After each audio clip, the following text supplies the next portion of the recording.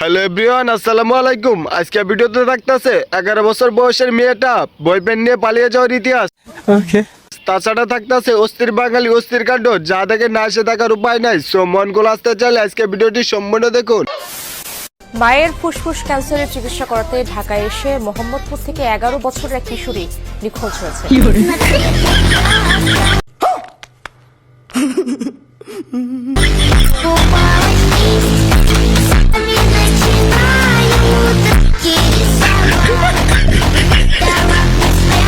মায়ের চিকিৎসার জন্য মোহাম্মদপুর আইসা একটি 11 বছর মেয়ে নিখোঁজ হয়ে গেছে। এমন খবর দেখার পর একের পর এক পোস্ট দিছে বাঙালি, কিন্তু পরবর্তীতে জানতে পারে হাসি মুখে সে তার বয়ফ্রেন্ডের সাথে পালিয়ে গেছে। কেমনটা লাগে এখন?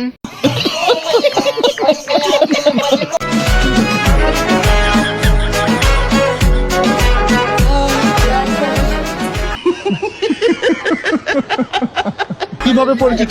But if I lay down and I play dead and I stay dead, maybe you'll get sick of being the monster out of my head, under my bed. Think you're something out of my nightmares. Boyfriend নিয়ে পালিয়ে যাও, অন্যদিকে 22 বছর বয়সে single আমি।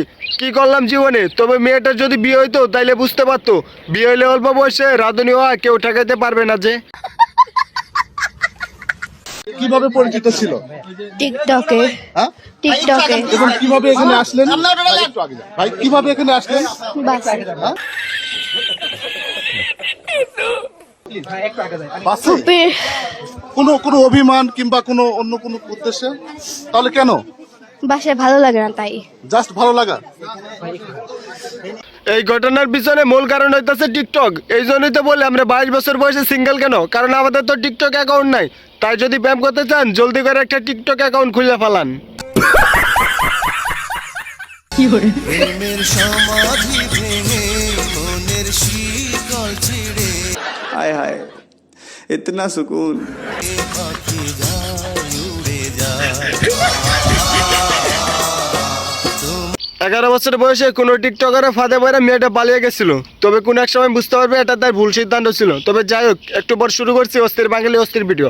তো চলিए शुरू करते हैं। বিড়ি খাওয়া যদি জাহাজ থাকতো এই হুজুর প্রতিদিন বেনসান খাইতো। আমি ডেলি খাইতাম বেটা, ইটালিটা খাইতাম, ইটালিটা যেটা ঘেরার আছে ये सब क्या देखना पड़ रहा है? अच्छा है मैं अंधा हूँ। এলাকা চিক্কিল্লি চাপাতা, ওইটা খাইতাম আমি বেটা যদি খাওয়া জাহাজ থাকতো।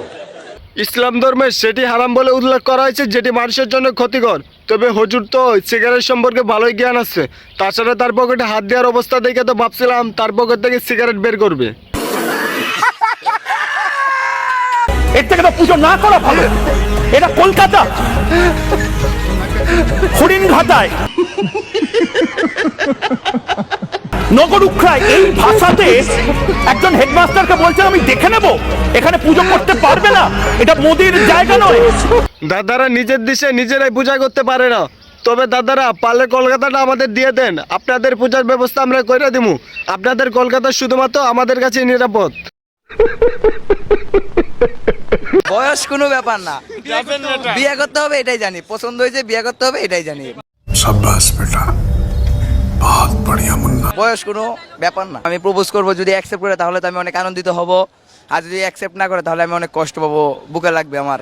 অল্প বয়সের ছেলে নাকি এ আশা সাগরকে বিয়ের প্রস্তাব দিবে, আবার যদি রাজি হয় তাহলে তো আনন্দ পাবে, আর যদি রাজি না হয় তাহলে কষ্ট পাবে। তা ভাই সে কি তোর সাথে প্রেম করছে, সে ব্রেকআপ করলে তুই কষ্ট পাবি?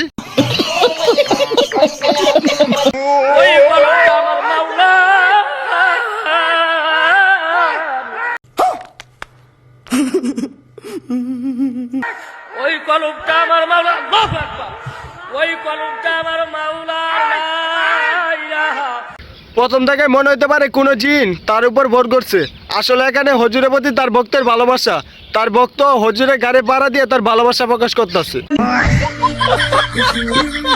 একদিকে জীবন শেষ, অন্যদিকে হইতাছে বিয়া। কি এমন হইতে পারে না? একটু পরে দেখাইতেছি। তার আগে ভিডিওটি ভালো লেগে থাকলে অবশ্যই ভিডিওতে একটা লাইক করে দিন, আর চ্যানেলে নতুন হলে চ্যানেলটি সাবস্ক্রাইব করে দিন। আচ্ছা